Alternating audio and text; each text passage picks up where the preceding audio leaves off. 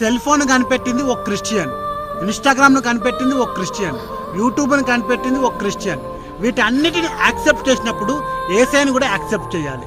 ఆయనని యాక్సెప్ట్ చేయకపోయి వీటిని మాత్రం యాక్సెప్ట్ చేసినావు అనుకో, నీకు తెలవకుంటేనే యేసయ్యని యాక్సెప్ట్ చేసినట్టు. దయచేసి ఎవరిని హేళన చేయకండి, ఎందుకంటే మనందరం ఒకటే. మన పద్ధతులు వేరవచ్చు కానీ మనల్ని సృష్టించి మాత్రం ఆయనే. మన మంచి కాపరి యేసయ్య, మనల్ని కాపాడేది యేసయ్య. ఆయన నమ్ముకుంటే ఉన్నత శిఖరాల్లో ఉంచుతాడు. యేసు మహారాజుకి జై. రాజులకే మహారాజు కృప చూపే దేవుడవు, నడిపించే నజరేయుడా, కాపాడే కాపరివి.